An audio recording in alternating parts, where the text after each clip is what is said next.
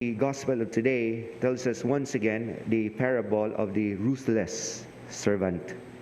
And yet, this story invites us well into a deep understanding of the mercy of God for all of us.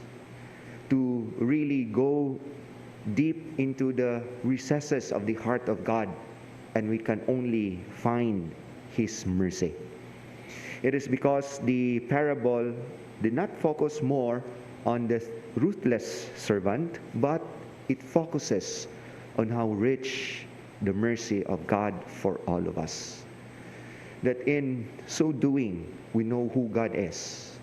By so doing, we can come to acknowledge that indeed God is a loving God due to His limitless mercy upon us.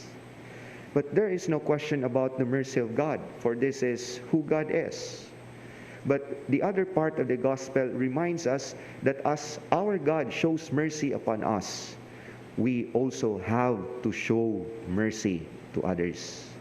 It is because when we truly acknowledge the mercy of God that works marvels in our lives, then that experience, that encounter of the mercy of God will surely teach our hearts to show mercy to others.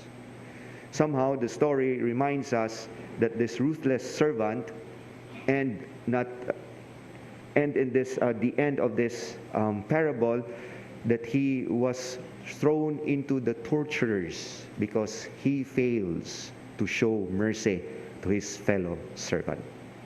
Yes, it is not easy to forgive, but as long as we continue to experience the forgiveness of God, that forgiveness of God will surely show to us the path of forgiveness.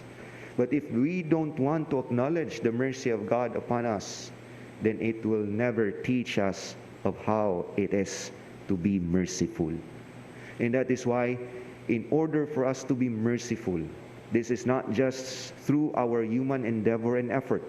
It is through God's grace. And it is through our desire to continue to encounter the mercy of the Lord, so that our hearts will be patterned according to the mercy of God, who is rich and merciful to us sinners. When we show mercy, we are showing favor first to ourselves. If we show mercy to others, we are giving peace a chance to rule in our hearts. When we show mercy, it is not that we show favor to the one whom we give mercy upon, but we are giving favor to our heart, so that our hearts will have peace, the peace that only God can give. And that is why, my dear brothers and sisters, we continue to desire mercy, as we continue as well to encounter the mercy of God in our lives. We continue to desire mercy and teach our hearts mercy and forgiveness. As our Father have mercy on us, we are ought to show mercy to others. Amen.